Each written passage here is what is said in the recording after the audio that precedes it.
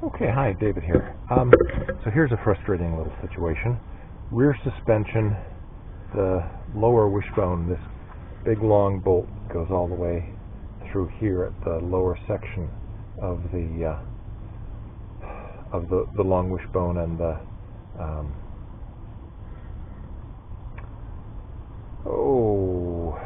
can't remember the name of this. Okay, anyway,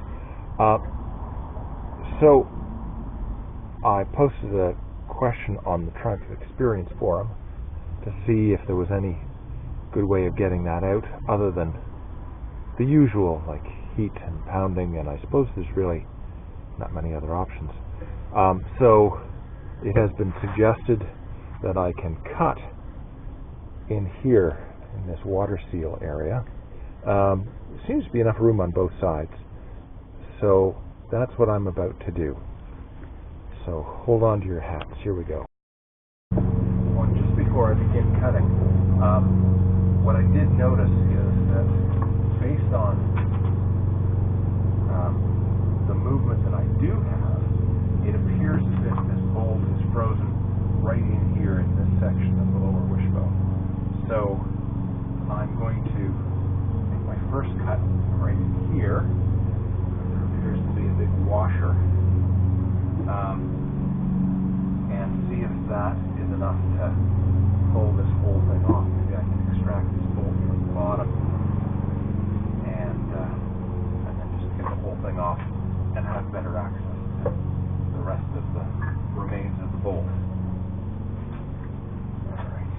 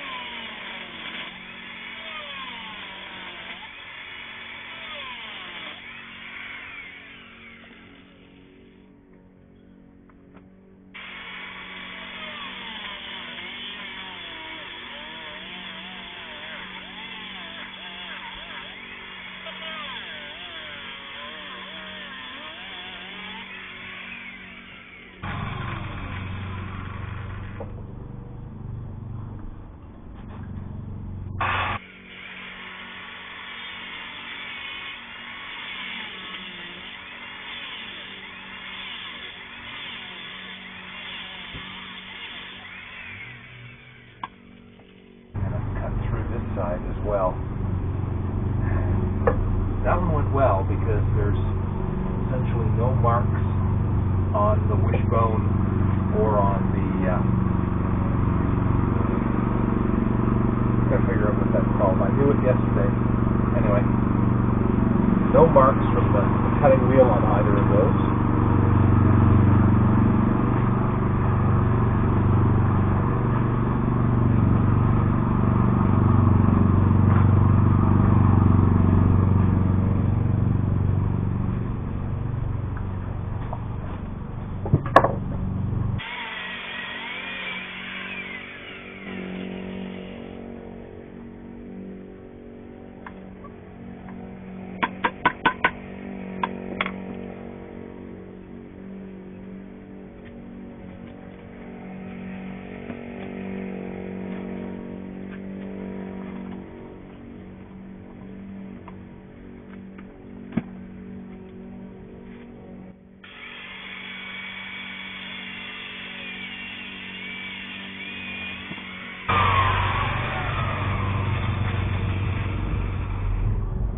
She goes.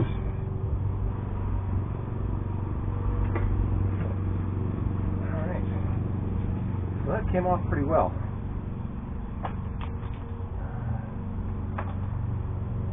No damage to the wishbone.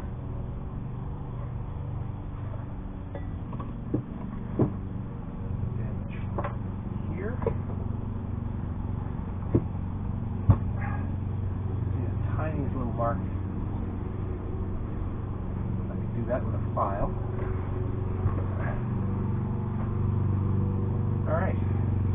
Good.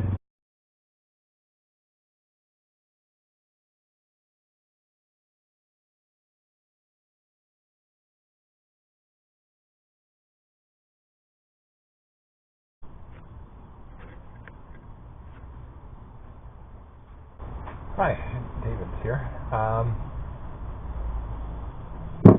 Pretty exciting day today. I'm hoping that I'm finally going to be able to get these hubs separated from the vertical link and the backing plate. I've been trying various hub pulling tools that I've been able to rent in the local area. None of them have been successful. But I was bold enough to reach out to somebody I've been watching on YouTube for a while, Elin Yakov, and or Elin. Sorry, I'm probably pronouncing your name wrong. I should go back and watch that video. Anyway, I reached out to him by email because he's in Toronto and I'm in Hamilton, so about an hour's drive away.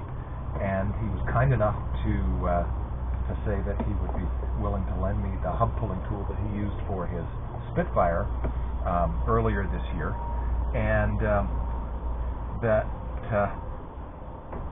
is great. I went out to pick it up from him, and he was also kind enough to give me a tour around his shop, the shop that he works at. Great place, kind of amazing. The shop makes limousines, and Elin has the shop facilities to use for his own cars, as you've seen in his videos. Great facilities. He's got I think 4 of the cars that are there. He's got the GT6, one of the TRs that he's working on, and yes, it was really nice of him to give me a walk around as well yesterday, as well as nice of him to allow me to borrow his hub pulling tool that he made. So anyway, I'm hoping that that's going to be successful today. So I'll stop talking and start doing something.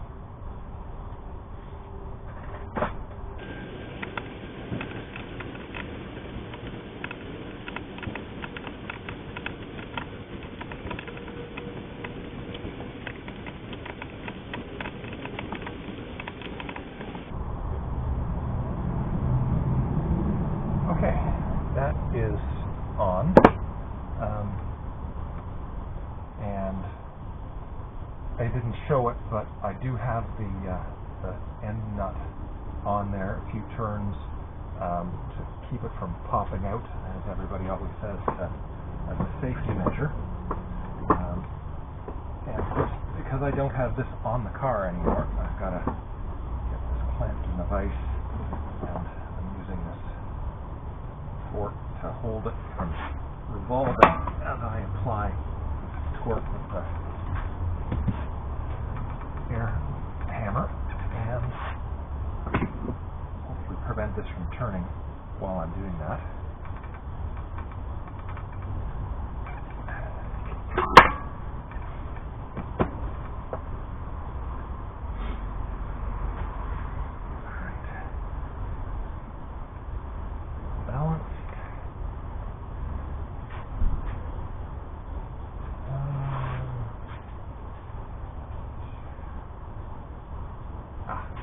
Safety glasses. Like Norm Abrams always said, always be sure to read and understand your instructions. The most important thing is your safety glasses. Copyright Norm Abrams. Alright.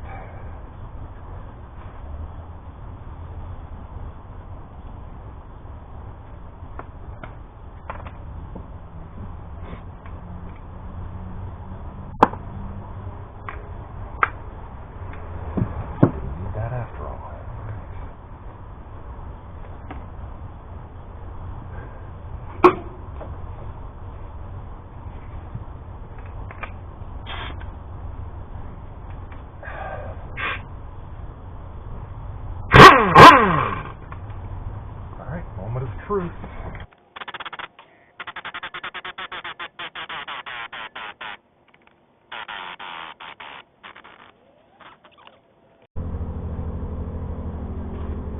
Alright, compressor blew a fuse. One of the joys of living in an older house that still has a fuse box.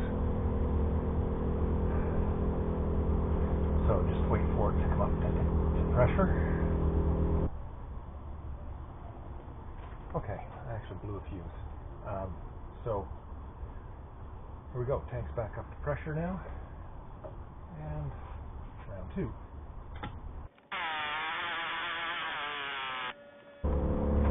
Tank cycling again. I'll give it a minute.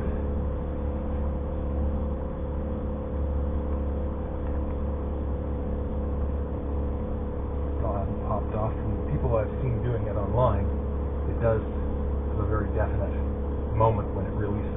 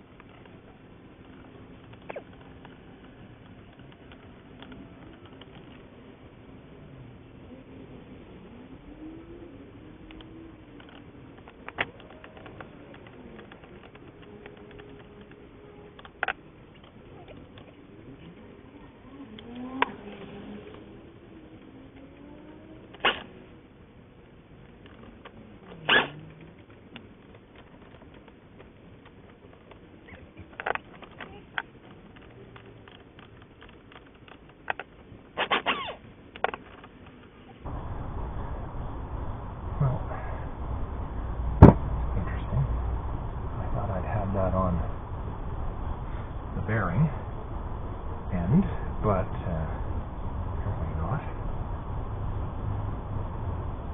Seems pulled off.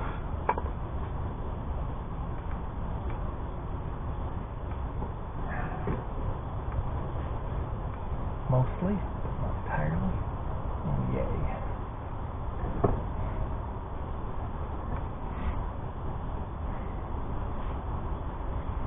So it still hasn't completely released. Man, I cannot catch a break here.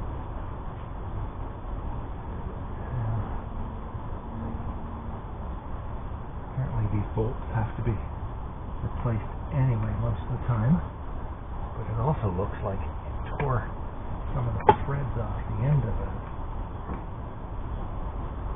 or something.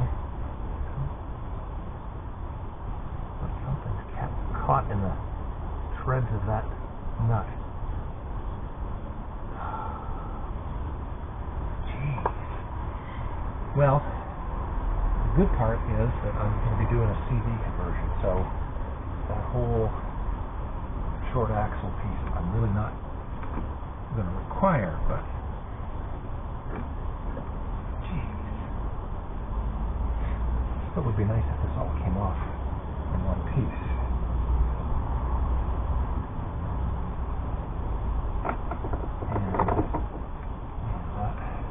That's not going to go down any further because that bolt's not long enough to go any further.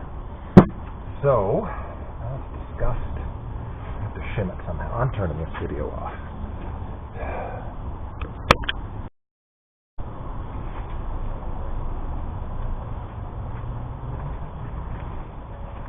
Okay, got a bit of a surprise. I didn't think it was coming apart, but then took it out of the vise to try and get a better angle on it, and sure enough, it did come apart.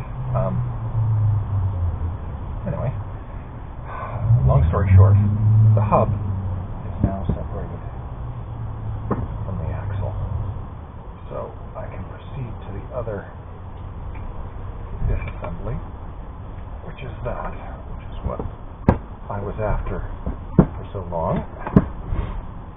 And this is the part that is going to be replaced by the CV conversion, probably just as well, because wow, yeah, it really looks like I was going to say it looks like I wrecked the thread there, but really what it looks like is the nut thread has separated and is sitting in the end of the axle shaft. Anyway, so there's one. Now we'll try another one. Hopefully it'll work a little more smoothly.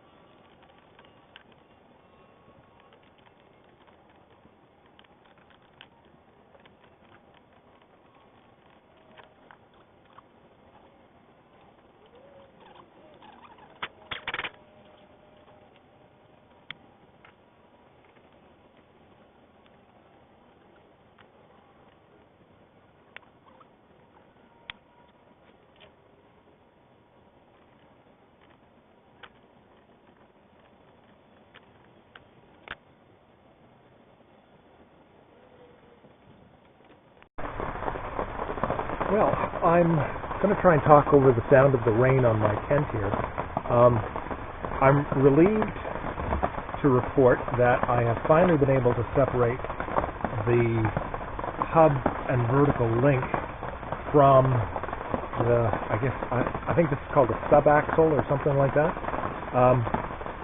This one was a bugger. I won't go into the details, but suffice to say that the nut that holds the end is no longer going to be any good. I'll have to replace it. I would anyway. A couple of things to note here. One is that I could have left these because the bearings do seem to be in pretty good shape, but for a couple of reasons I decided I had to take them apart. One is that I might have mentioned in an earlier video, this long bolt that goes through, normally the wishbone comes in like this, the two sides of the wishbone, and there's a long bolt that goes all the way through here. On mine, on both sides, this bolt in this section is frozen solid. It would not move. So I found a machine shop that will bore that out for me, and somebody else on the Triumph Experience website said that they've done that before and they've actually been able to get a bronze sintered sleeve and a slightly larger bolt to go in there. So that's probably what I'm going to end up doing. The other reason I wanted to separate these is I'm actually going to replace the Rotoflex with the CV joints. I've already ordered those. They should be in the box that's in the house that just arrived on Thursday. So again, another reason to take this apart. So now that I have those separated, I guess the next step is to separate the brake back plate here from the vertical link. Then I'll be able to take the vertical link to the machine shop, get them to bore this out. Then I can bead blast the vertical links so that they're in better shape, get replacement bearings, reassemble the rear suspension with the new CV axles. So that's that. So that's which one is this? This is the right side, and I also have the left side, which I disassembled a little bit earlier. So again, thanks to Elin for the use of his hub tool. I wouldn't have been able to do it without it. It wasn't easy in any case, but certainly without this tool I would never have been able to get this done. These were on really hard. Anyway, that's that update for today. I'm going to clean up, and that's it for the day. Alright, some progress here. This is the right rear hub, brake drum, and the outer plate, the vertical link. I have, after yesterday's success in getting the hub actually pulled off of the vertical link, I've been able to successfully get the inner bearing race, the seal, etc. separated from the vertical link, got the vertical link separated from the backing plate. The last thing to do is to get this bearing separated from the hub itself. I'm going to have to pick up a bearing puller to do that. But otherwise, looking good. So now I'm at the point where I can get this vertical link cleaned up a little bit more, and then I can get it to the machine shop and get them to actually drill out that space for the long bolt that goes through the wishbone. So that's the right side. I'm going to do the same for the left side now. Okay, so just something I wanted to note here. I've removed the outer bearing races from both of the vertical links, and I've put these down. This is the right hand vertical link, this is the left hand vertical link. And now I did the right hand one first, but I'm going to show you the left one because hopefully you can see on the inside there, if I can get the light right, that the inside surface is nice and clean and even, no particular marks on it. But when I look at the right hand one, there's these vertical, or well, vertical whatever, side to side marks that look to be left from the bearing surfaces. I don't know how obvious that is in the light there. Oh, there it is. You can see it a little bit better now. Now, when I run my hand over, or my finger over these, can't really feel anything, and fingertips are generally pretty sensitive, except of course when it's like 2 degrees Celsius out. Had some snow flurries just a few minutes ago outside, and I'm in an unheated tent. Anyway, back to what I was saying. So again, I can't feel anything here, so maybe those will just come out with a bit of honing. Hopefully they will. They don't seem to have any surface imperfections that I can feel. Anyway, this second disassembly has gone a lot faster than the first one. Pretty typical, I think. So here's the vertical link, just sitting here ready to be cleaned up a little bit, and then, as I said in the previous video segment, get these off to the machine shop and get these drilled out for the wishbone bolts. It's very exciting. And then I got to figure out how to get my sandblasting cabinet working. For some reason the darn thing just doesn't appear to be siphoning any of the sandblasting media. And I'm using aluminum oxide grit, so it's pretty fine. That was recommended by the people at the telephone support when I called them. Anyway, that's a problem for another day.